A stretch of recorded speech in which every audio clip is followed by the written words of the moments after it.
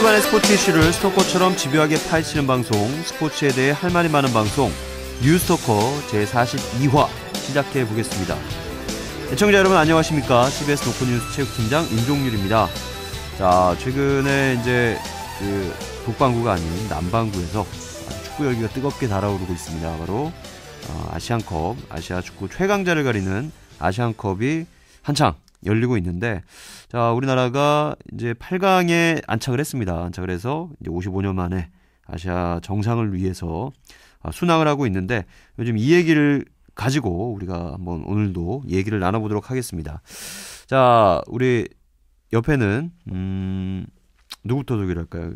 오케이. 우리 손아운서, 소준일 캐스터 손아운서 나와 있습니다. 예, 안녕하십니까, 소준일입니다. 오늘 감기에 걸려가지고요 죽을 것 같습니다. 오늘은 말수를 좀 줄이도록 하겠습니다. 알겠습니다. 예, 그래서 먼저 소개를 했습니다. 그러니까 원래 그 지난주에 우리 박세훈 기자가 비몽사몽간에 감기에 걸려서 굉장히 그 방언을 했죠. 그쵸. 영어를 터뜨려내면서 방언을 했는데, 우리 박 기자는 좀 괜찮아졌습니까, 박세훈 기자? 네, 안녕하세요, 박세훈입니다. 저는 지난주 힘들었는데 우리 소준일 아나운서가 추천해준 약 먹고 저는 바로 났어요. 무슨 약입니까? 그게 테라플루? 예, 테라플루. 네, 그 약이 아주 효과 많죠. 그 약이 아주 좋아요. 제가 30년 동안 앓으면서 살았는데 그 약이 가장 효과가 좋았습니다, 지금까지. 그러면 태어나서부터 그 약을 먹었습니까? 여러 가지 약물 인생을 살았는데 그 약이 제일 좋더라고요.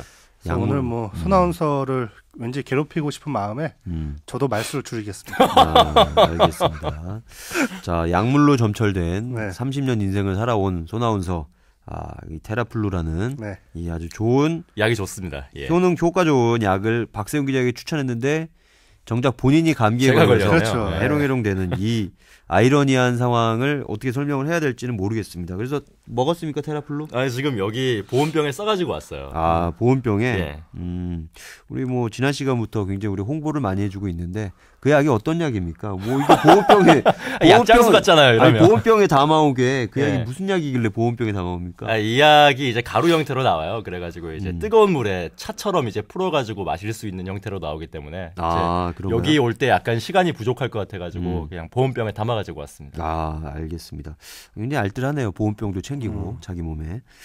근데 그 예전에 감기약 하니까, 예전에 감기약을 어머니께서 이 숟가락에 이렇게 타주었던 기억이 납니다. 어렸을 때 그렇게 해서 먹었었죠. 가장 대표적인 약이 토프렉실. 토프렉실입니까? 네.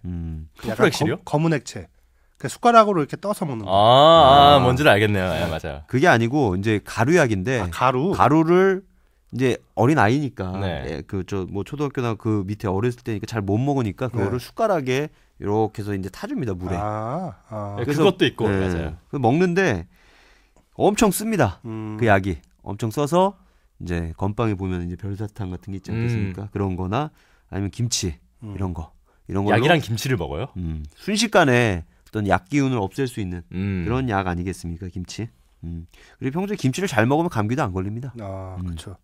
제가 이제 살면서 배운 이 민간 요법으로 이제 흔히 그 얘기 하잖아요. 소주 한 잔.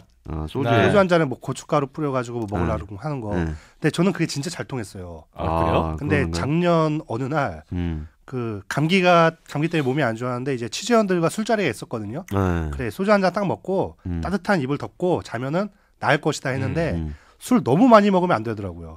이게 목이 부어서 한 이틀 동안 말을 못했어요. 그거는 다. 고춧가루는 넣었습니까? 좀 넣었는데 다시는 그런 짓 안 합니다, 이제. 알겠습니다. 그거는 이제 몇몇 박 기자나 뭐 이렇게 좀 이렇게 간이 성한 이런 사람들한테는 좀 통하는 거지. 그 일반인들이 먹다가는 아주 그냥 골로 갑니다. 그리고 최근에 보니까 무슨 중국에 술 빨리 마시기 무슨 동영상이 인기라고 그러더라고요. 그런 게 있어요? 그래서 어제 뉴스를 통해서 봤는데, 그 백주 있잖아요, 백주, 바이주. 그 중국의 그 알코올 도수가 거의 한 50도 안팎의 그거를 그 500ml를 사발에 따라서 그걸 단숨에 먹더라고요. 그래서 이제 그 동영상이 나가고 난 다음에 중국 애들이 너도 나도 그 불이 붙었습니다. 그 누가 더 빨리 많이 먹을 빨리 수 있다. 먹느냐. 그래서 뭐 그걸 5병 뭐 심지어 막 이렇게 막 먹더라고. 근데 왜 그러죠, 그걸? 그러게요. 그러니까 그거를 마시면은 한 잔만 마셔도 이제 이 어떤 식도에 도화선에 불이 붙는 것처럼 쫙 타들어가잖아요. 그 술을 병째 원샷을 때리는 겁니다. 사실 이제 우리도 대학 문화에 사발식이라는 게 있지 않습니까? 네, 일부 대학들에 있죠. 그래서 그걸 뭐 소주를 부어서 먹느니 막걸리를 부어서 먹느니 그걸 먹어도 사람이 이제 뭐 사실 그거 잘못해서 죽기도 하지 않습니까? 네, 사고가 나죠. 그런데 그 독하다는 그거 사실 이제 그 불을 붙이면은 붙지 않습니까? 그 술이? 네. 그렇군요. 백주 뭐 저번에 뭐 오영 기자가 얘기한 적 있었죠. 아, 그거요. 수정방. 수정방하고 뭐 오량에 이런 술들이 있는데 그거를 이제 막 5병씩 막 먹고 막 이러더라고요. 야, 그게 돼요? 전 술을 잘 못 먹어가지고 저는 소주 한 반병만 먹으면은 거의 빈사 상태에 빠지기 때문에. 그렇죠. 예. 술을 먹기보다는 여자와의 대화를 원하는. 또 왜 이러세요? 무슨 여자와의 대화입니까? 그러니까 어쨌든 그거를 보는데 결국은 어느 20대가 5병인가를 먹고 병원에 실려가서 의식을 잃어서 병원에 실려가서 위세척을 했다고 그럽니다. 그 진짜 미련한 짓이에요. 정말 한심한 짓입니다. 네. 알겠습니다. 이제 뭐 그런 얘기를 해봤는데 사실 이제 저는 그걸 보면서 그런 생각도 좀 했어요. 그러니까 뭐냐면 중국 사람들이 워낙 많으니까 사람들이 생명을 되게 경시하나. 그래서 그러니까 자기 몸 귀한 줄 모르고 그냥 술을 먹는 거 아닙니까? 호기에 차서. 그리고 어떻게 보면은 어떤 걸 보니까 그 500ml 페트병이 있어요. 거기에 술을 넣어놓고 그거를 흡입합니다. 그래서 먹으면서 그 페트병이 쫙 쪼그라드는. 차력까지 같이 하는. 그러니까 이것저것 같이 하는 그런 모습을 봤는데 참 그런 모습 참 보기 안 좋고요. 우리 박 기자도 그 자살의 행위와 같은 민간 요법 이런 거는 좀 자제해 주시길 바라겠습니다. 술은 진짜 작작 드십시오. 알겠습니다. 자, 우리 손아운서 그 지금 얘기를 하고 있는 중에 자꾸 침이 튀어요 저한테.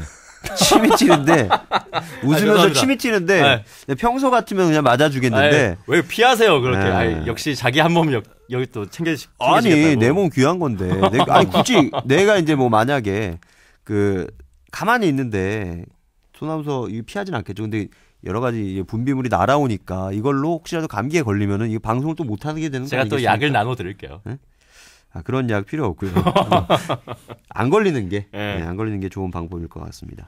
자, 우리가 중국 얘기 좀 해본 거는 이 아시안컵에서 중국의 돌풍 엄청 거세지 않습니까? 이 얘기를 좀 해보려고 하는 거예요. 바로 이게 중국 술처럼 휘발성이 있는 어떤 그런 확 그냥 한번 일어났다가 그냥 싹 가라앉는 것인지 아니면은 이게 아시안컵에서 그동안 중국이 우승을 했는지 안 했는지 모르겠어요. 중국의 우승 경험은 없을 겁니다. 없죠. 네. 그래서 한번 우승까지 가는 거 아니냐 뭐 이런 얘기도 나오고 있어요. 사실 이제 B조에서 2위가 되게 유력했는데 지금 우즈벡을 꺾고 1위로 올라선 거니까. 네, 중국이 1위가 됐죠. 어떻게 보셨습니까? 그래서 근데 중국은 뭐랄까 지금 그 오해영 기자 기사에도 있는데 저희 이제 아시안컵 현장 취재관 뭐 중국의 돌풍이 현재까지 눈에 띈다라고 하는데 제 개인적인 생각에는 아직은 몰라요. 제가 봤을 때 그렇게 조편성이 나쁘지가 않았어요. 일단 기본적으로 사우디아라비아가 우리가 알던 그 사우디아라비아가 아니고 우리가 2대0으로 꺾은 팀 아닙니까? 그렇죠.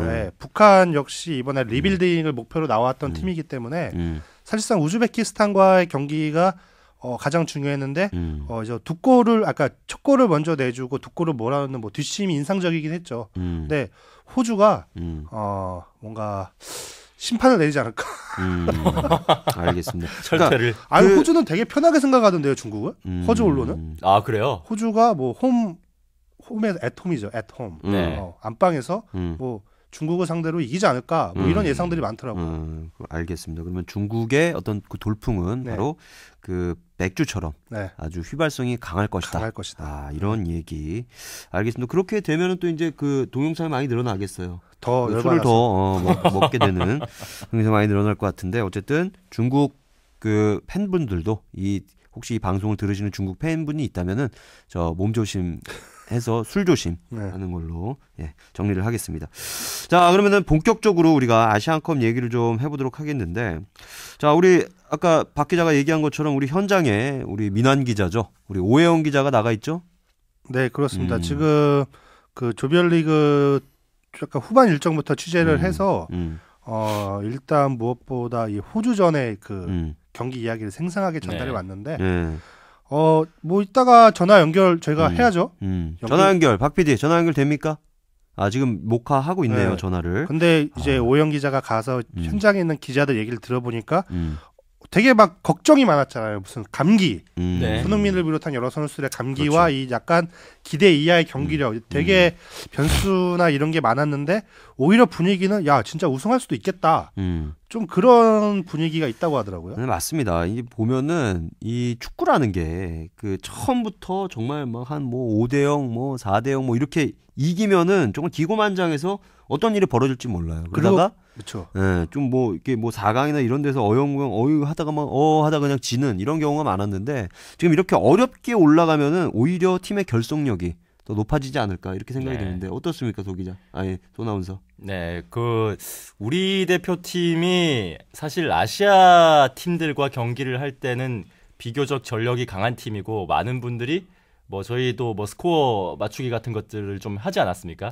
그때 좀 점수가 저희도 점수를 많이 불렀죠. 근데 그런 기대와는 달리 좀 힘들게 이기는 경우들이 예전에도 있었고 지금도 그렇게 해오고 있는 것 같은데 사실 말씀하신 대로 토너먼트에 이제 우승을 하는 경우에는 뭐 압도적인 경기력으로 나아가면서 우승을 하는 경우도 있지만 이렇게 좀 운이 따라주면서 힘들게 올라가서 우승하는 팀이 외려 더 많은 것 같아요. 그러니까 그 안에서 이제 뭐 여러 가지 갈등이나 과정을 거쳐가면서 대회를 치르면서 단단해지는 팀이 우승하는 사례가 국제대회에서 종종 있죠. 알겠습니다. 이제 우리가 잠깐 시간을 끄는 동안 우리 박 PD가 오영 기자와 전화 연결이 됐다는 신호를 보내왔습니다. 됐습니까? 오 기자. 네. 오 기자. 호주 멜버른에 있는 오영원입니다. 호주 멜번에 있죠? 예, 저는 우리 한국에서는 멜버른이라고 이야기를 하는데 호주에 와 보니까 멜번이라고 발음을 하더라고요. 오 기자, 제가 발음한 거 있죠. 네. 멜번이 맞습니다. 제가 한때 호주에 거주한 적이 있지 않겠습니까? 네네네. 대학교 때 잠깐 한 반년 정도 거기서 이제 살짝 호주 무대를 밟고 온 경험이 있는 사람으로서 호주 굉장히 좋지 않습니까? 어떻습니까 거기? 예, 저 멜번 온 지 이틀 됐는데요. 예.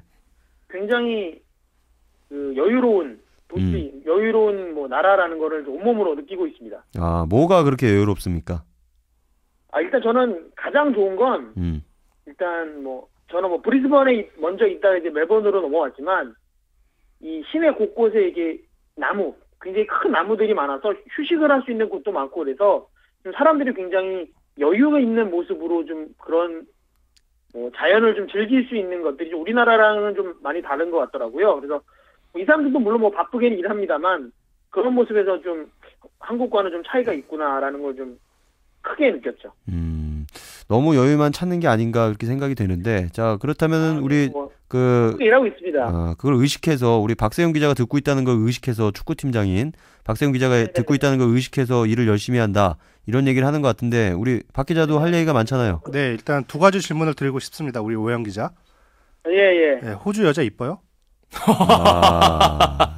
중요한 질문이다 이거. 예, 일단 저희는 동양인의 눈으로 서양인을 바라보지만 분명히 이쁜 분도 있지만 다른 분도 있다는 거. 그리고 하지만 이제 더 좋은 건 뭐냐면 한국은 제가 지금 듣기로는 굉장히 대설주의보도 내리고 눈이 굉장히 많이 온다고 들었는데요. 이곳은 지금 한여름입니다. 무슨 말인지 알겠어요. 많은 의미가 담겨 있네요. 한여름이에요. 그 내가 두 번째 질문 한번 던져보겠습니다. 그리고 두 번째 질문. 조금 전까지만 해도 자기는 굉장히 열심히 일한다고 우겼는데 네네. 내가 알기로는 오늘 놀러 나갔다가 같이 놀러 나온 일본 대표팀 가가와 신지 만나서 사진 찍었더만. 네. 놀다가 만난 거 아니에요? 제가 보고 했지 않습니까? 놀러 나간 게 아니고요. 네. 우리 이제 슈트리케 감독이 이제 브리즈번에서 멜버른으로 이동한 선수들에게 오늘 휴식을 줬습니다. 네. 그래서 이제 우리 호주에서 동행 취재하고 있는 기자들도 아직 하루 정도 이제 여유 있는 생활을 할 수 있는 기회가 생겼는데요. 그게 노는 거 아니야. 그러니까. 오케이 알았어요. 네, 그래서 이제 제가 이제 멜번 근처에 이제 해변을 갔는데 큰 이제 호주 사람들 사이에 키 작은 동양인 2명에게 걸어오더라고요. 네. 그래서 제가 본능적으로 이제 동양인이다 보니까 눈을 이렇게 딱 제가 예의 주시를 했는데 이게 웬걸 가가와 신지랑 나가토모 유토였던 거죠. 이 두 선수는 바로 내일입니다. 이 멜번에서 요르단과 조별 예선 B조 4차전 경기가 있는데 그렇죠. 이 뭐 해변 찾아서 놀고 있더라고요. 망중한을. 그러니까 노는 건 제가 아니고 가가와랑 나가토모가 놀고 있던 거죠. 아니 근데 예전에 브라질에 가셨을 때도 놀러 갔다가 일본 선수들 만나시지 않았어요? 브라질에서요? 예. 제가 그랬던가요? 예. 그랬던 건 것 같은데요. 아니고 예전에 브라질 월드컵 전에 일본 대표팀이 미국 전지훈련 하지 않았습니까? 마이애미에서. 마이애미에서 그때 일본 대표팀의 누구죠? 혼다 선수였나요? 혼다랑 뭐 등등 해서 이 선수들이 브라질 미녀였나요?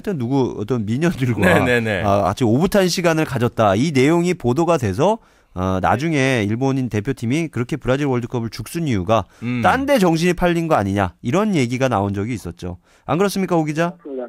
예, 맞습니다. 그래가지고 그때 뭐 나가는 선수들이 뭐 해외에서 활약하는 선수들이 좀 놀았다 뭐 이런 얘기들이 있었는데요. 그래서 뭐 일본 선수들이 뭐 파가 뭐 나뉘었네 뭐 이런 뭐 그런 분석들이 좀 있었습니다.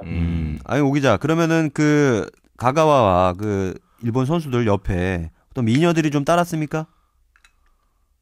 제가 만약에 그랬다면 그 여자분들에게 먼저 눈이 갔겠죠. 그렇죠. 그리고 너랑 사진 찍어줄 시간이 없었겠죠. 그렇죠. 굉장히 외롭게 외롭게. 네, 그래서 제가 본능적으로 제가 식사를 하고 있는 도중이었는데 본능적으로 이제 그들에게 달려가서 한국에서 온 취재진이라고 인사를 하고 뭐 일단 뭐 팬심이 발동해서 사진을 한 번씩 같이 찍었고요. 그리고 나서 이제 나가토모 선수를 이제 제가 왠지 모르겠지만 나가토모 선수에게 먼저 인사를 해서 나가토모 선수에게 뭐 일본에 뭐 행운을 빌겠다 뭐 이런 식으로 인사를 하니까 나가토모 선수도 뭐 마찬가지로 이제 뭐 한국에 행운을 빌겠다 뭐 이런 식으로 이제 인사를 해줬고요. 이제 가가와 선수 같은 경우는 제가 나가토모 선수에게 먼저 인사를 건네니까 약간 삐친 듯한 모습. 아니 사실 이제 유명대로 따지면은 나가토모보다는 가가와가 훨씬 더 이제 유명한 거 아니겠습니까? 그러니까 아마 본인도 그걸 의식했던 것 같아요. 제가 느끼기에는. 근데 이제 제가 나가토모 선수에게 먼저 인사를 하니까 나가토모 선수는 굉장히 좋아하더라고요. 분위기가 확 도는데 가가와 선수는 약간 이 시무룩한 표정. 그래서 제가 나가토모 선수랑 뭐 이야기도 하고 사진도 찍고 이제 그러고 나서 가가와 선수를 잡았는데 굉장히 좀 무뚝뚝하게 그냥 뭐 대답하는 동 마는 동 하다가 그냥 가더라고요. 내가 기성용인데 한균한테 가서 먼저 인사한 거야. 가가와가 생각하기에는 나가토모보다는 내가 더 유명한 선수다라는 생각을 했던 것 같아요. 그렇죠. 충분히 그럴 수 있어요. 아니 저는 사실 가가와는 얼굴이 어떻게 생긴지 아는데 솔직히 얘기해서 나가토모는 어떻게 생긴지 모릅니다. 저는 어렴풋이 기억이 나요. 나가토모 선수가 얼마 전에 제가 기억에는 전 세계에서 가장 못생긴 선수. 왜 그래요? 인사도 잘했는데. 그래서 굉장히 잘하는 선수입니다. 잘하죠. 인테르 밀란에서 뛰는 선수인데요. 뭐 얼굴이 뭐 그렇게 생긴 거니까. 얼굴과 실력은 별개니까요. 알겠습니다. 오 기자가 지금 나름대로 일은 뒷전에 두고 지금 망중한을 즐기고 있는 듯한 그런 인상이 지금 알겠습니다. 있는데 제가 체육팀장입니다, 오 기자. 네, 알고 있죠? 알고 있습니다. 그런 내용들 소소하게 엮어서 기사로 하나 쓰면 굉장히 좋을 것 같은데 어떻습니까? 나오네요. 예. 오해원의 깨톡 지금 작성 중입니까? 대기 중입니다. 예. 알겠습니다. 한번 기대를 해보고요. 전화 연결하고 있습니다. 알겠습니다. 자, 그렇다면 이제 우리가 우리 대표팀 소식을 좀 이렇게 물어봐야 될 텐데, 우리 대표팀이 그동안 참 뭐 다친 선수들도 많고, 뭐 감기도 있고, 뭐 지금 뭐 중독 귀국한 선수들도 있고, 굉장히 지금 분위기가 지금 안 좋을 것 같은데, 우리 대표팀 소식 좀 분위기가 좀 어떤 것 같습니까? 일단 대표팀이 이청용 선수 그리고 구자철 선수가 부상으로 이제 중도 귀국을 하면서 약간 핵심 전력 선수들이 이탈했다라는 그런 큰 타격은 있는데요. 뭐 슈트리케 감독은 최대한 남은 선수들로 남은 선수들을 활용해서 뭐 55년 만에 아시안컵 우승에 도전하겠다라는 일단 그런 출사표를 제시를 했고요. 뭐 본인이 과거에 뭐 독일 청소년 대표팀을 이끌 당시에는 어떤 대회에 출전을 했는데 선수들이 계속 다쳐서 나가는 바람에 결승전에 벤치에 2명을 데리고 경기를 했던 경험도 있다. 뭐 이런 식으로 얘기를 하면서 뭐 구자철이나 이청용의 그런 중도 이탈은 안타깝지만 뭐 우승을 향해서 계속 도전하겠다. 이런 각오는 뭐 강했습니다. 뭐 그런 각오로 바뀌었습니다. 어쨌든 비 온 뒤에 땅이 더 굳는다. 이런 속담처럼 네. 좀 대표팀이 결속되는 그런 느낌이 좀 드는데요. 네네, 그렇죠. 이게 아무래도 이 조별 예선을 치르면서 뭐 결과야 뭐 3경기 다 1대0 승리였습니다만 마지막에 이제 호주전이 굉장히 결승전을 방불케 하는 이 팽팽한 기싸움 속에서 우리가 이겼잖아요. 그러다 보니까 그 경기가 슈틸리케 감독뿐만 아니라 우리 선수들한테 굉장히 이 터닝 포인트가 된 것 같은데 그 한국에서도 아마 소식을 들으셨을 거예요. 슈틸리케 감독이 기자회견 도중에 수비에 대해서 계속 질문을 하던 취재진에게 화를 이렇게 버럭 낸 적이 있는데 네. 그때 당시만 해도 슈틸리케 감독은 약간 긴장해 있고 약간 그 날이 서 있는 듯한 그런 모습이었거든요. 그게 오 기자 아닙니까? 다행히 저는 아니었고요. 이제 동행 취재하고 있는 다른 기자였는데 누굽니까? 호주전 뭐 그것까지는 제가 제가 밝히진 않겠고 동료니까요. 궁금하니까. 예. 뭐 그렇게 말씀하시면 그러니까 스포츠 전문지에 이제 저보다 선배께서 알겠습니다. 했는데, 선배분이면은 묻지 않겠습니다. 네네네. 제가 얘기를 했죠. 근데 이제 호주전을 그렇게 굉장히 잘해서 이기고 나니까 그 뒤에 이제 취재진하고 슈틸리케 감독이 이렇게 뭐 면담하는 시간이 좀 있었는데 굉장히 뭐 농담도 이렇게 하면서 굉장히 재밌게. 그러니까 어떻게 보면 호주전 승리가 슈틸리케 감독에게도 굉장히 여유를 줄 수 있었던 결과가 아닌가. 네, 그런 생각이 좀 들더라고요. 그때 그 면담 자리에서 네네. 그 좀 날이 섰던 질문과 답변에 대한 얘기도 슈틸리케 감독이 했을 것 같은데요.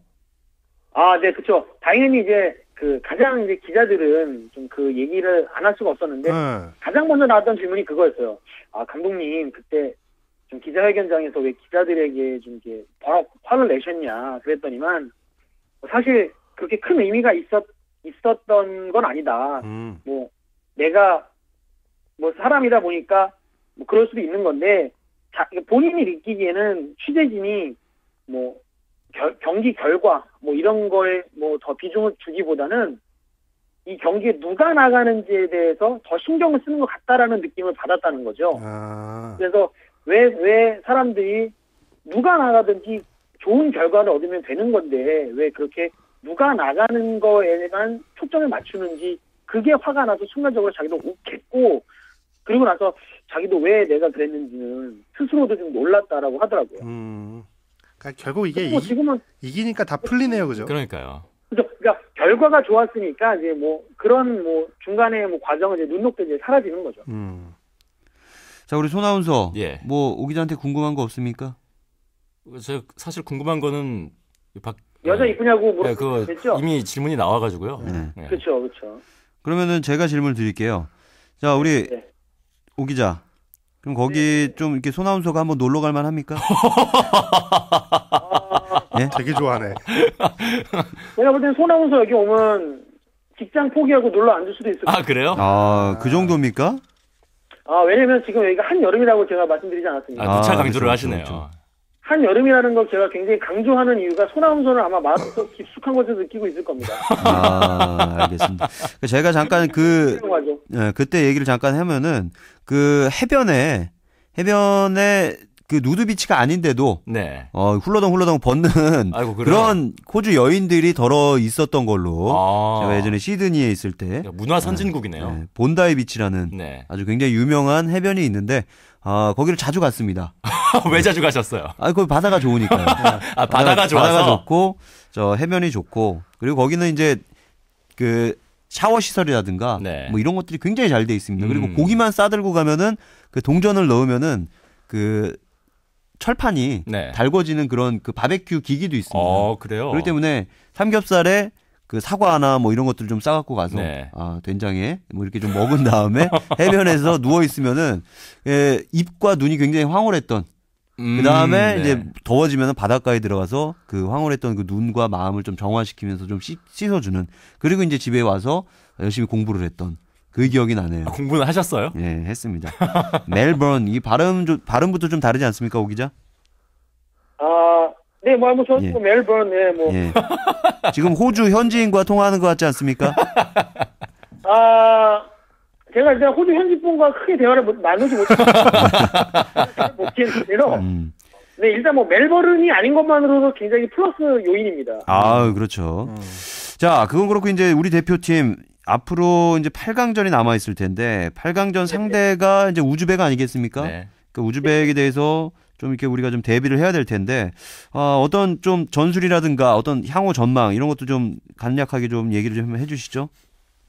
네, 조별 예선 3경기를 통해서 보면 B조에서는 일단 중국이 1위를 했고 이제 우즈베키스탄이 2위를 했는데요.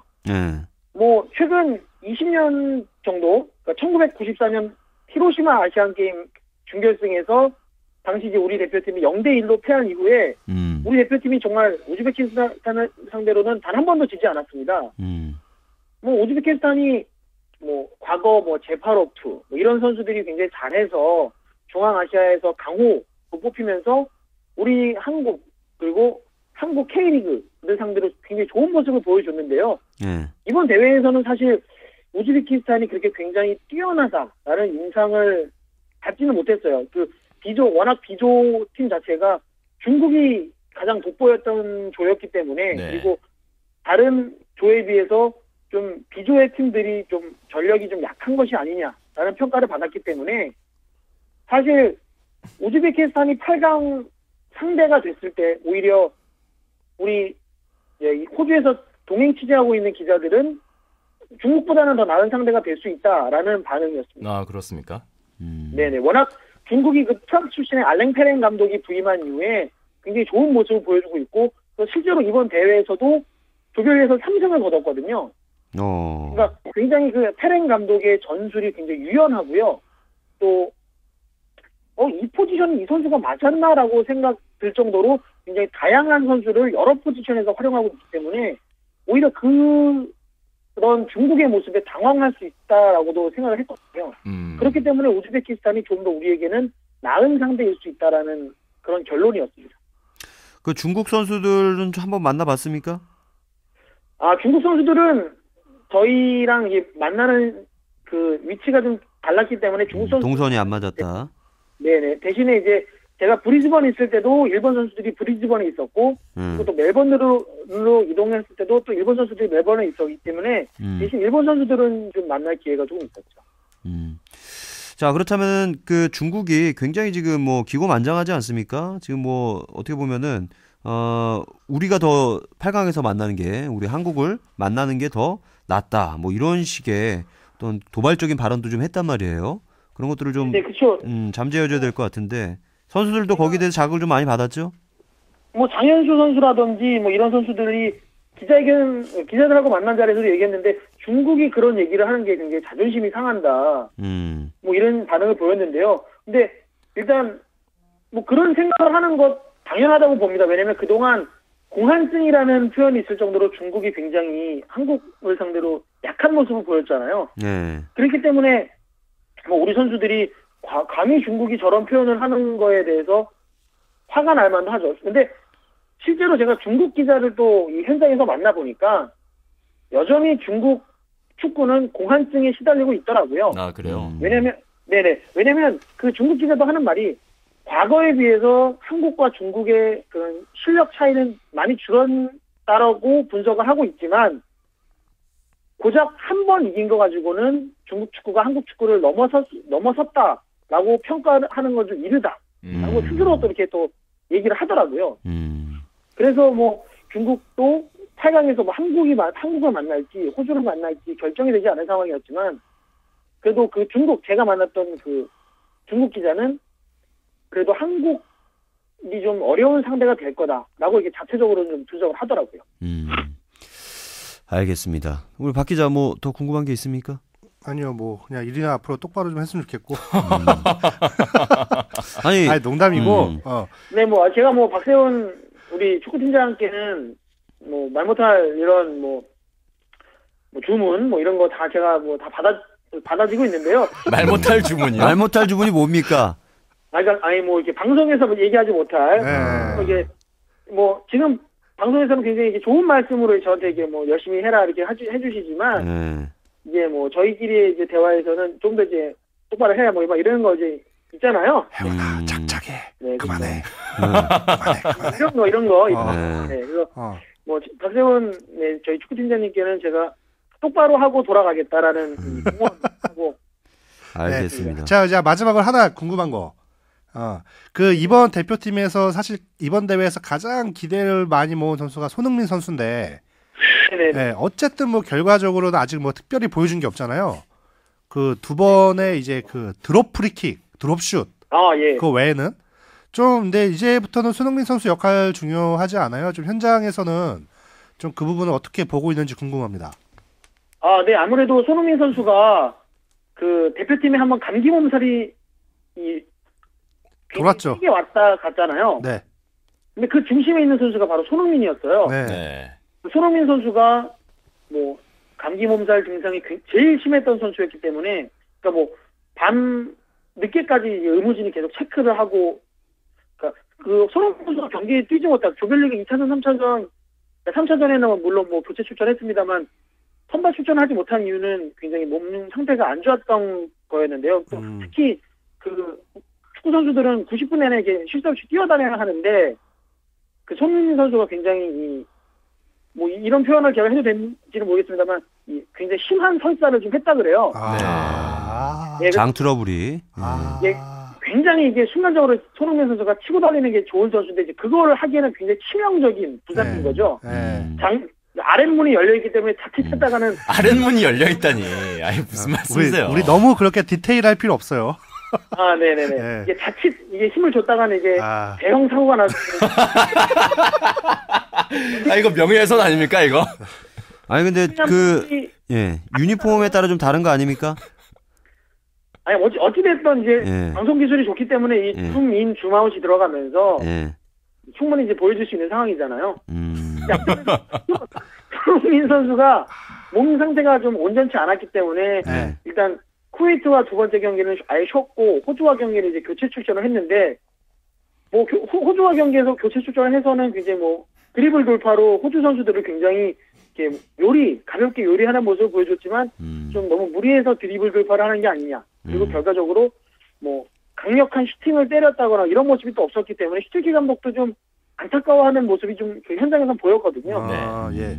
하지만 이제 구자철 선수도 없고 이청용 선수도 없는 우리 대표팀에서는 8강 이후 그리고 이제 우승까지는 이제 한 3경기가 남아 있는데 아마 손흥민 선수가 그 3경기에는 이제 중심적인 역할을 해줘야 될 거라고 봅니다. 기성용 선수와 같이. 네, 알겠습니다. 손 아나운서 어떻게 궁금증이 다 풀렸나요? 예, 뭐 아랫문에 대한 궁금증도 다 풀렸고요. 충분합니다. 알겠습니다. 손 아나운서 뭐 호주 오실 일 있으면 제가 따로 한번 연락드릴게요. 나중에 카톡할게요. 알겠습니다. 자, 우리 오 기자. 네. 고생 많으시고요. 네네. 예, 어쨌든 쉬는 날 잘 쉬어야 됩니다. 잘 쉬시고 또 이제 열심히 또 취재를 할 때는 취재를 또 열심히 해야 되니까 기사 아주 반응이 좋습니다. 오 기자. 네, 감사합니다. 그 출장 가기 전에 저랑 한번 따로 만났었죠? 예. 따로 만나서 했던 얘기. 사주셨죠. 예? 술 한번 사주셨잖아요. 열심히 보라고. 알겠습니다. 우리 와이프도 듣고 있기 때문에 그런 얘기는 하지 말아주시고요. 예?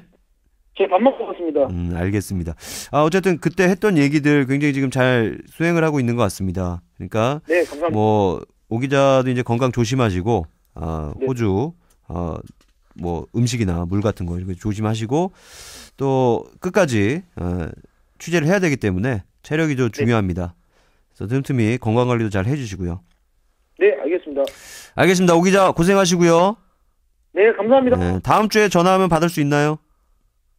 네, 뭐 특별한 일 없으면 전화는 저 항상 열어놓고 있겠습니다.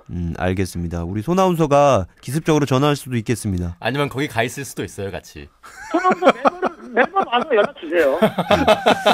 알겠습니다. 오 기자 고생하시고요. 오늘 고맙습니다. 네, 감사합니다. 네.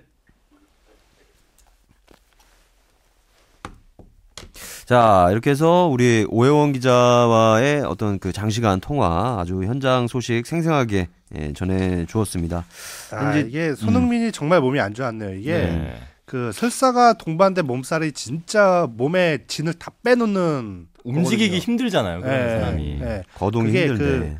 이 몸의 열이 이게 장 쪽으로 오게 되는 설사, 그 몸살은 진짜 사람 죽여요. 어제 한번 알아본 것 같습니다, 박 기자. 제가 최근에 알았던 게 그거랑 약간 비슷해요. 노로바이러스 뭐 이런 거 아니에요? 뭐 모르겠어요, 하여간.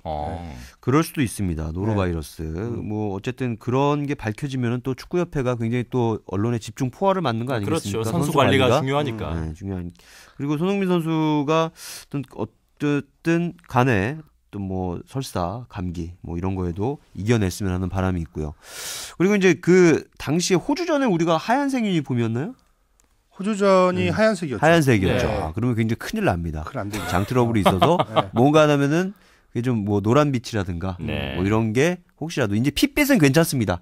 차라리 피똥이 괜찮을 수 있어요. 피똥이 뭐예요? 피똥이. 그러니까 만약에 이제 그 인간의 의지로 어떻게 할 수 없는 그런 생리적인 현상이 또 나오는 거 아니겠습니까? 뭐 그럴 수도 있죠. 그래서 이제 핏빛 어떤 그런 그 물이 든다면은 그런 거는 이제 우리 여러 번 있지 않습니까? 우리 핏빛 투혼. 예전에 이임생도 핏빛 투혼을 펼쳤었고. 위치가 다르잖아요, 거기는. 그리고 그 예전에 커트 실링이었나요?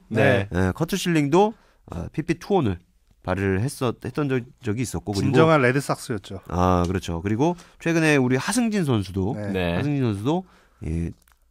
양쪽 코에 피가 나는 어떤 부상을 당하면서 핏빛 투혼, 저 관중석의 팬과 핏빛 투혼을 펼쳤던 그런 일도 있었기 때문에 저는 핏빛이면 괜찮은데 그게 약간 그 다른 색이 나오면은 이게 또 여러 가지 또 일이 생기고 그런 거 아니겠습니까? 좀 외람된 얘기지만 오늘 방송 진짜 좀 더럽네요. 그러니까요. 갑자기 이게 다 아랫문 이야기가 나오면서 오해영 기자가 이상한 얘기하는 바람에. 근데 뭐 이런 것들은 뭐 우리 저 박희묵 PD가 다 알아서 조정을 할 거기 때문에. 아니 근데 드리블을 손흥민 선수가 할 때는 그 핏빛 투어는 손흥민 선수가 아니라 그 손흥민을 상대하는 호주 선수들이 보여줄 뻔했어요. 그 장면은 진짜 백미였어요. 대박이었어요. 그 어떤 그 앵클 브레이커라고 하죠. 이제 NBA에서는 이제 그 크로스오버 드리블을 하면서 상대 수비를 넘어뜨리는 이런 장면들이 있는데 거의 한 4, 50m를 혼자서 드리블을 하면서. 근데 그게 너무 탄력이 붙으니까 그러니까 제가 판단했을 때는 패스 타이밍이 중간에 2번 정도 있었는데 그게 넘어갔죠. 그게 조금 아쉽긴 했는데 뭐. 어쨌든 손흥민 선수 다음번에는 우리가 이제 그 우리 한국 대표팀의 전통이라고 할 수 있는 빨간색의 파란색 유니폼 이 정도를 입으면은 걱정 없이 뛸 수 있을 거다. 이런 생각을 또 해보면서 자 다음 경기가 22일인가요? 네, 22일입니다. 상대는 22일. 우즈베키스탄. 아까 잠깐 오호영 기자도 얘기를 좀 했는데 우즈벡 하면은 우리 좀 잘 알고 있는 선수가 있죠. 그 제파로프 아닙니까? 제파로프. 제파로프. 아니 어떤 선수가 또 있습니까? 제파로프 사실 거기 이름이 헷갈려가지고 제가 이름을 잘 모르는데 그 이번에 사우디아라비아와 2위 결정전 했거든요. 거기서 이제 이기는 팀이 2위가 가는 거고 비길 경우에는 사우디아라비아가 올라가는 거예요. 그렇기 때문에 우즈베키스탄에게는 조금 더 절박한 상황에서 경기를 치렀는데 여기 코시모프 감독이 주전들을 뺍니다. 이 경기에서. 그래요? 네. 주축 선수들 다수가 벤치에 앉았어요. 그래서 젊은 선수들에게 기회를 줬는데 이 라시도프라는 선수가 2골을 넣으면서 4골을 치죠. 그러니까 이 선수는 자국 리그에서 지난 시즌, 최근에 끝난 시즌에 이제 15골 정도를 넣으면서 막 주목을 받은 선수였는데 그 선수의 상승세를 믿고 기용을 해서 이 선수 스타로 만들었죠. 그러니까 그렇군요. 경기가 끝나고 코시모프 감독이 굉장히 고무적이었던 게 그동안 우리를 뭐 제파로프를 비롯해서 이끌어왔던 선수들이 있으면 이제 새로운 로테이션까지 우리 만들어줬다. 우린 더 강해졌다. 그거 한마디 하죠.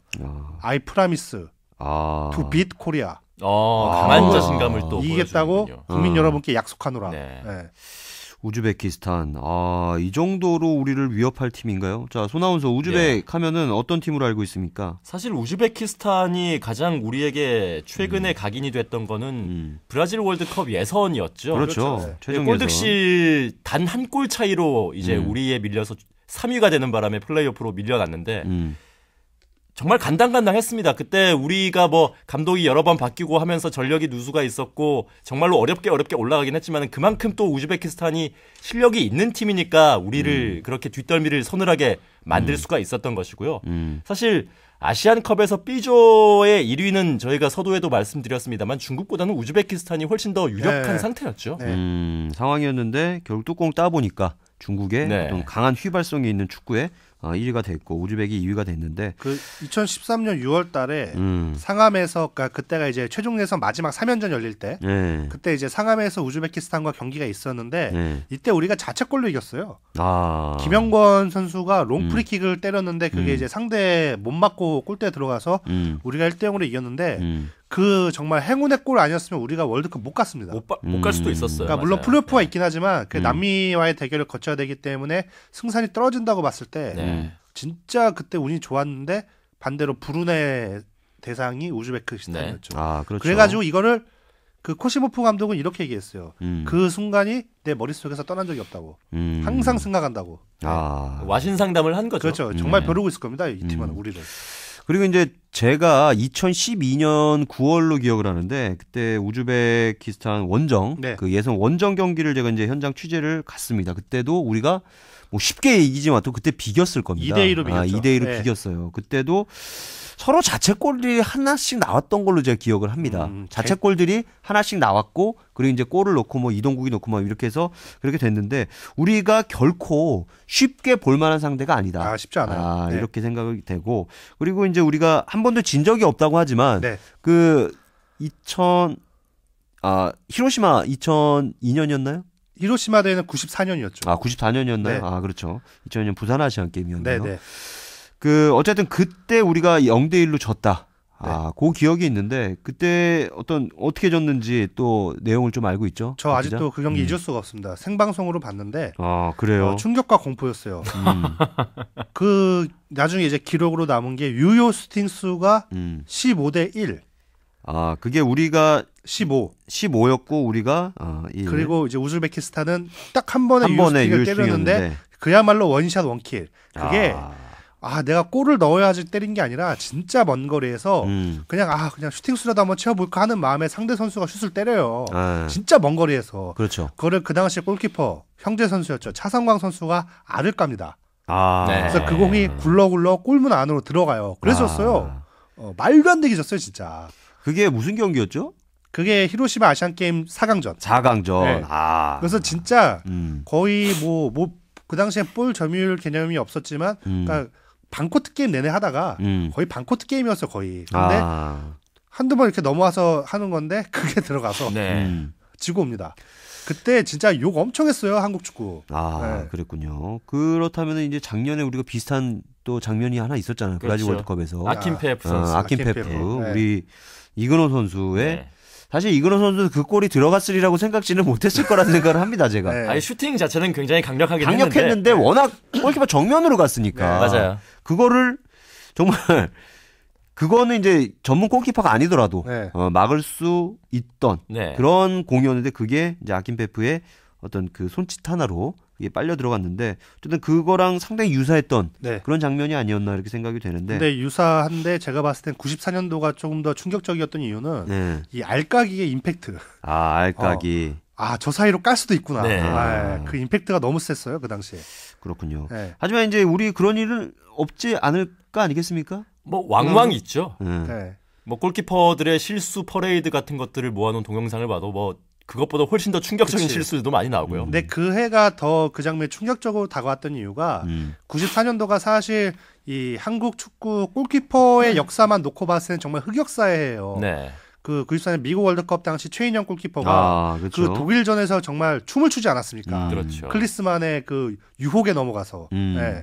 그래서 그때 참 골키퍼 포지션에 대해서 질타가 많았는데 이 히로시마 아시안 게임까지 이게 연타로 이어지니까 축구 팬들의 실망이 정말 컸죠. 네. 그렇죠. 근데 반대로 올해 같은 경우에는 진짜 김진현은 정말 훌륭한 것 같습니다. 그렇죠. 이제 그래서 이제 그런 일은 없을 거다라고 이제 제가 얘기를 했는데 손아운서는 엉뚱한 대답을 했어요. 네. 왕왕 그런 일이 생길 거다. 얘기를 했는데 제정신이 아니에요. 왜 이렇게 지금 뭐 이게 왜 이렇게 저 8강전 굉장히 부정적으로 생각하는 거 아닙니까? 지금 멜번에 자기가 없거든. 일단 가야 돼요, 제가. 알겠습니다. 지금 뭐 감기 증세로 정신이 혼미한 상태에서 지금 약간 코마 상태로 방송을 하고 있습니다. 멜번 얘기까지 나오니까 거의 뭐 정신을 못 차리고 있는데 어쨌든 김진현 선수 그 호주전에서 역시 굉장히 눈부신 선방을 펼쳤는데 외신도 굉장히 놀랐다는 이런 얘기를 제가 들은 것 같습니다. 그 로비 크루스와 1대1로 맞선 장면은 거의 골이에요. 그건 골이라고 봤어요. 저는. 그리고 오만전이었죠. 그 문전 그 3m 앞에서 그 헤딩 그것도 골이고 근데 그 두 개를 막죠. 어쨌든 김진현 선수도 감기 증세가 있었잖아요. 감기 증세가 있었는데 그거를 극복하고 쿠웨이트전에 결장했지만 호주전에서 선방을 펼쳤고 사실 이제 아까 얘기했던 그 크루즈 선수라는 선수가 그 2라운드 베스트 11에 뽑힌 선수네요. 보니까. 제가 호주와 오만의 2라운드 경기를 중계 방송을 했었는데 그때 가장 현지 카메라에 중점적으로 잡혔던 선수가 바로 로비 크루스였고 그렇죠. 그 경기에 또 맨 오브 더 매치였고 가장 활약이 좋았습니다. 그렇군요. 그때 제 기억으로는 마시모 루옹고 선수와 함께 가장 임팩트가 있는 젊은 호주 선수였어요. 맞아요. 그렇죠. 루옹고 선수. 제가 지난 시간에 마옹고라고 한번 얘기를 했었던 루옹고 선수. 어쨌든 그 우리가 이제 우즈벡하고 상대를 하게 되는데 그 이청용, 구자철 이 선수 중도 귀국을 하게 된 선수들 이 선수들의 공백 어떻게 봅니까, 손아운서? 일단은 대체자가 있으니까 이 선수들을 믿어보아야 할 텐데. 그 쿠웨이트전에서 우리가 의도치 않게 플랜 B도 아니고 플랜 한 C 정도로 나오지 않았습니까? 계획을 하지 못한 그런 멤버들을 가지고 나왔었는데 그때 사실 결과가 좋지는 않았어요. 그러니까 불안 요소가 없지는 않습니다만 뭐 기왕에 이렇게 된 이상 슈틸리케 감독이 이야기하는 대로 뭐 앞으로 나갈 수밖에 없겠죠. 그렇다면 이제 그 플랜 B 그러니까 구자철과 이청용 이 선수들의 공백을 메워줄 선수 누가 있습니까, 후보가? 박 기자. 제가 봤을 때 이제 원톱이 누구로 가느냐에 따라 달라지는데 지금 조영철 카드도 성공했고 이정엽 카드도 성공했거든요. 그러니까 일단은 타겟으로 갈 때는 이정엽, 그 제로톱으로 갈 때는 조영철. 일단 선택폭은 그렇게 결정이 될 것 같고 이근호는 구자철의 자리를 채워야 될 것 같습니다. 이근호와 남태희가 돌아가면서 오른쪽은 또 남태희와 한교원이 이렇게 또 로테이션으로. 그래서 어쨌든 그 플랜 B에게 좀 맡겨야 되는데 제 생각에 이게 아쉬운 게 구자철 선수가 사실 사우디아라비아전이 끝나고 그렇게 욕을 처먹다가 본선이 딱 시작한과 동시에 완전히 폼을 되찾으면서 부활을 했거든요. 우리가 철들었다고 하지 않았습니까? 그 난리가 났었는데 그 상승세를 이어가지 못한다는 게 아쉽고 이천영 선수의 가치는 이제 오른쪽 윙으로서의 가치도 있지만 사실 전방의 플레이메이커예요. 그렇죠. 그 조그만 그 복잡한 상황에서 경기를 풀어주는 능력이 굉장히 좋은 선수인데 그런 이청용의 능력을 없이 경기를 풀어야 된다는 게 조금 걱정이 되는 측면이 있습니다. 알겠습니다. 근데 뭐 이청용 선수도 잘하지만은 또 카타르 메시라는 뭐 남태희 선수도 굉장히 지금 뭐 주목받고 있는 선수 아니겠습니까? 신예 선수죠. 슈틸리케호의 또 황태자라는 이런 별명도 있는데 쿠웨이트전에서 뭐 빵 헤딩. 그렇죠. 그 헤딩 한 방 아니었으면 우리가 사실 이제 조 1위로 8강에 올라가는 거를 상상하기 어려웠던 그런 가치 있는 골이었는데 굉장히 좀 지금 뭐 언론이나 이런 데서도 남태희 선수에 대한 기대감이 좀 있습니다. 남태희 선수 사실 이제 그 런던 올림픽 예선 때 제가 이제 그 사우디 뭐 이런 그 중동 팀들과 경기를 그때 봤는데 남태희 선수에 대해서 홍명보 감독도 굉장히 기대를 많이 했어요. 그리고 그 작달막한 키에 굉장히 드리블도 솜씨도 좋고 또 뭐 헤딩력도 갖췄고 뭐 이렇기 때문에 기대를 많이 하고 있는데 어쨌든 이청용 선수의 어떤 그 빈자리를 좀 메워주기를 하는 바람입니다. 어쨌든 그 우리가 항상 그 슈틸리케 감독이 막 성질도 내고 버럭 내고 할 정도의 어떤 걱정거리가 이제 수비인데 수비. 수비 호주전에서 좀 어땠습니까, 손아운서? 수비가 사실 우리가 죄송합니다. 우리가 전체적으로 뭐 흔히 말하는 늪축구를 통해서 호주의 플레이 자체, 그러니까 뭐 창의적인 패스를 넣어주고 하는 플레이를 좀 원천봉쇄한 느낌은 있었어요. 네. 그래서 호주 선수들이 공격하는 방법이 중앙에서 개인 돌파를 통해서 공간을 창출을 해낸다든지 아니면 후반전에 팀 케일 선수가 들어오면서 박스 안쪽으로 지속적으로 이제 공을 투입을 하면서 거기서 공중볼 경합을 벌여주는 그런 장면으로 많이 했었는데, 공중볼 장면은 곽태희 선수가 들어오면서 굉장히 좀 안정적으로 잘 처리가 됐던 것 같은데 역시 문제는 이제 발밑으로 이뤄지는 플레이가 되지 않을까 싶어요. 그런 그 로비 크루스 선수의 돌파를 막지 못했던 그런 장면도 있었고, 순간순간 좀 집중력이 없어지는 부분이 아직까지는 있는 것 같습니다. 김영권 또 실수 하나 이상한 거 해가지고 정말 골 먹을 뻔한 장면도 있었어요. 예. 근데 어쨌든 뭐 슈틸케 감독은 얘기하지 않습니까? 무실점 뭐가 더 필요하냐? 네. 약간 이런 자신감. 네. 지금 뭐 2라운드만 보면 3라운드 뭐 저 베스트 11이 나오지는 않은데 2라운드만 보면은 그 김영권 선수랑 차두리 선수가 포함이 돼 있습니다. 네, 그렇죠. 사실 이때 차두리 선수는 그 크로스 하나로 올라왔다고 봐야죠. 비크로스 하나로. 그리고 김영권 선수도 사실 이제 그 쿠웨이트전에서 장현수 선수가 굉장히 불안했어요. 네. 사실 골과 다름없다고 하긴 좀 그렇겠지만 여튼 굉장히 근접한 장면들이 몇 차례 있었죠. 네. 그렇죠. 그러니까 뭐 장현수 선수가 사실 이제 투지도 좋고 신장도 좋은데 어떤 그 잔기술, 어떤 드리블이나 돌파 이런 거에 좀 뚫리는 모습을 보였는데 이제 우즈벡 선수들도 개인기가 뛰어난 선수들이 많아요. 그렇기 때문에 그런 선수들을 어떻게 봉쇄하느냐, 이게 될 것 같고. 자, 그렇다면 이제 아까도 공격 쪽에서 이제 박세훈 기자가 얘기한 것처럼 이정엽이냐 조용철이냐, 이거에 따라서 우리 전술이 달라지겠다 이렇게 생각을 했는데, 사실 이제 이정엽 선수가 지금 벌써 A매치 2골을 터뜨렸잖아요. 그렇죠. 사우디아라비아전에서 데뷔골을 터뜨리고, 그리고 호주전에서 정말 천금의 어떤 결승골을 터뜨렸는데, 사실 그 골 어떻게 봤습니까? 제가 봤을 때는 약간 운도 많이 좀 따르지 않았나 이런 생각이 좀 드는데, 박 기자 어떻게 봤습니까? 딱 그거 보면서 든 생각이 그냥 진짜 넣으면 장땡이구나. 아니 공격수의 덕목이에요, 사실. 크로스를 올린 선수가 누굽니까? 이근호 선수가. 이근호 선수죠. 난 처음에 이근호 골인 줄 알았어요. 그러니까요. 근데 그게 닿습니까, 이정현 선수? 살짝 닿으면서 약간 각도가 어디에 닿습니까? 닿았다기보다는 긁었죠. 그렇죠. 발끝으로 긁었죠. 사실 경기 끝나고 나서 이정현 선수 인터뷰를 했는데, 그러니까 크로스를 보고 몸을 날린 게 아니라 이근호 선수가 크로스를 올릴 각도가 거기밖에 없겠다라고 생각을 해서 미리 슬라이딩을 했대요. 근데 거기 와서 그냥 공이 긁고 지나간 거죠. 그러니까 그 장면에서 그 인터뷰를 들으니까 더 확실해지는 게, 저는 그 장면에서 인자기를 봤습니다. 인자기. 일단 공이 올 것 같은 지역에 눕는. 그렇군요. 그렇다면은 이 우주의 기운이라는 게 뭐 스포츠에서 흔히 얘기하는 이 우주의 기운이라는 게 이정엽 선수에게 몰린 거 아니겠습니까? 네, 그렇다고 봐야죠. 일단 지금 분위기는. 근데 이제 그 슈틸케 감독이 어떤 공격이 더 낫다고 판단하느냐에 따라서 달라지겠죠. 계속 부지런히 움직여서 뒷공간을 노려야겠다 싶으면 조영철, 아니면 딱 세워두고 지속적으로 그쪽을 중심으로 하고 이제 양 윙으로 벌려주는 거 하려면 이정엽. 근데 그게 90분, 한 선수가 90분 다 뛸 것 같지는 않아요. 그렇죠. 그러니까 전반전에는 조영철, 후반전에 이정엽. 저는 이렇게 봅니다. 그럴 수 있죠. 이렇게 보는데, 어쨌든 그렇다면 우리가 이 우즈벡이 중국에게 지지 않았습니까? 그래서 그 경기를 보고 우리가 좀 어떤 그 교훈이라든가 어떤 우즈벡 그 타파의 해법을 좀 찾아야 되지 않을까 이렇게 생각이 되는데, 어떻게 중국 경기, 우즈벡 경기, 중국 우즈벡 경기 어떻게 중계를 했습니까? 손아운서? 저는 하지 않았습니다. 누가 했습니까? 누가 했는지도 모릅니다. 알겠습니다. 근데 그 경기 좀 봤습니까? 그 경기가 아까 말씀드린 것처럼 그 중국이 이제 뒷심을 발휘해서 잡은 경기인데, 뭐랄까요. 일단 우즈베키스탄은 이번 비조를 통해서 드러난 게, 특히 사우디아라비아전에서도 그랬는데, 뭐랄까. 수비가 그렇게 안정적인 팀은 아니에요. 그렇습니까? 좀 뭔가 약간 우왕좌왕하는 그런 것도 좀 있는 팀이에요. 그러니까 우리보다도 덜 안정적이에요. 우리보다 덜 그러니까. 안정적. 약간 그런 느낌이 있는데, 확실히 몰아붙이는 힘이 있더라고요. 몰아붙이는 힘이 있고. 그러니까 그렇다면 우리가 어쨌든 뭐 개인기가 좋은 조영철이라든가 이렇게 빠른 손흥민이 좀 휘졌고 뭐 이렇게 해주면은 승산이 있지 않을까 생각이 되고 일단 그리고 손흥민의 뒷문이 빨리 좀 굳어야 되겠네요.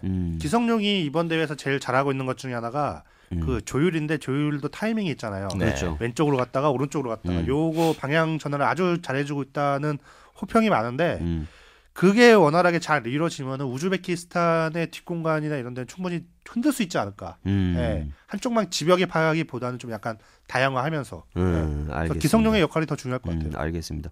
그리고 사실 이제 다쳐 나가는 선수들이 많은데 꼭 다치지 말아야 할 선수 꼽으라면은 기성용 선수가 되지 않을까. 지금으로선 그렇죠. 대표팀의 거의 중추와도 같은 역할, 척추와도 같은 역할인데 기성용 선수 다치면 진짜 잘하더라. 기성용. 사실 첫 번째 그 골도 자기가 만든 거죠. 그 패스 하나로. 첫 번째 골? 그 이정엽 선수의 그 골도 그쵸, 공간을 보고 찔러주는 그 패스가 들어가는 순간 이제 모든 길이 열린 거죠. 원래는 이근호 골에 기성용 어시스트가 돼야 되는데. 맞아요. 이정엽의 발이 나오면서. 그러니까 기성용의 어시스트에 이근호의 골. 네, 원래는 그건데 이정엽의 발이 하나씩 뒤로 밀었죠. 알겠습니다. 어쨌든 그렇게 되는데 우리 한번 또 스코어를 한번 예상해봐야 되지 않겠습니까? 사실 이제 지난주에 우리가 스코어를 예상해봤는데 맞춘 사람이 있나요? 맞춘 사람이 없을 겁니다. 없어요. 나 이근호 2골. 전 3대0이었거든요. 3대0? 예, 3대0, 3대1 말씀하셨죠? 2대1인가요? 3대1이었던 걸로 기억합니다. 그렇죠. 우리가 호주전은 안 했고. 호주전은 못했고. 자, 그렇다면 맞춘 사람은 없는데 이번에 우즈벡전 어떻게 예상을 하는지 한번 우리 박 기자. 네. 저는 무승부 승부차기로 이깁니다. 무승부 승부차기? 골도 없이? 골 없이. 0대0 무승부. 0대0 승부차기. 그렇게 되면 그 오 기자 힘든 거 아닙니까? 그 개사정이고요. 알겠습니다. 아니 그렇게 되면은 120분을 일제히 경기를 봐야 되고 그다음에 승부차기까지 봐야 되는데 거의 한 2시간 한 반 정도 되는 그런 힘겨운 일정이 될 텐데. 그리고 그렇게 해서 김진현이 영웅으로 됩니다. 김진현이 막는다. 네, 막는다. 그때 되면 정성용이 들어가지 않을까요? 정성용이? 파이야. 정성용에 대한 끊임없는 그런 오해를 보내시네요. 정성용에 대한 애정이 있습니다. 정성용. 그리고 본인이 이제 현지 인터뷰에 따르면 괜찮다. 자기는 뭐 꼴찌를 밀렸어도 괜찮다 이런 인터뷰도 나오고 있는데 굉장히 그 멘탈이 좋습니다. 그렇기 때문에 어떤 승부차기에서 어떤 심리전에 말리지 않을 가능성도 있다. 이렇게 보고 런던 올림픽 때 정성용이 막은 게 있잖아요. 뭐 그렇죠. 막은 게 있기 때문에 지금은 너무 이게 한번 기대를 해보겠습니다. 크기 때문에. 알겠습니다. 그러면 일단 박 기자는 승부차기 끝에 우리가 이긴다. 공식적으로는 무승부. 공식적으로는 무승부. 자, 그렇다면 우리 손아운서. 저는 그러면 여전히 1대0 가겠습니다. 계속 1대0. 여전히 1대0은 아니잖아요. 계속 1대0. 원래 3대0 부르지 않았습니까? 좀 제가 너무 부른 감이 있어가지고 너무 많이 썼어요. 너무 많이 썼구나. 그래서 1대0. 골은 누가 넣습니까? 1대0이면 그것도 얘기를 해줘야 되는 그러네요. 것 같은데. 골은 이근호 선수가 넣습니다. 이근호 선수가? 알겠습니다. 저는 2대1 봅니다. 2대1. 2대1. 2대1. 2대1 보고 골은 손흥민 선수가 결승골을 넣을 것 같습니다. 그러면 다른 골은 누가 넣죠? 다른 골은 자책골이 하나 나올 것 같습니다. 자책골이. 우즈벡의 자책골. 우즈벡의 자책골을 한번 예상을 해보고요. 그리고 우리도 실점을 할 텐데 아까 얘기했던 그 선수 누군가요? 누구요? 떠오르는 우즈벡 선수. 라시도프요? 라시도프. 이 선수가 한 골을 넣을 것 같습니다. 이 선수가 뭐 김영권을 제치든 곽태일을 제치든 장현수를 제치든 이렇게 해서 제파로프의 도움을 받아서 골을 한 골을 넣습니다.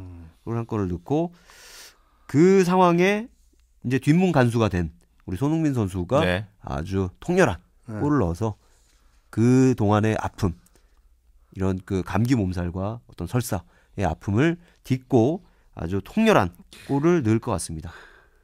그리고 나서 이제 뭐가 찔끔 셀 수도 있는데 어쨌든 그거는 이제 손흥민 선수가 굉장히 이제 그 관략근이 좋을 걸로 예상이 되고 그렇기 때문에 간수를 할 거라고 생각을 합니다.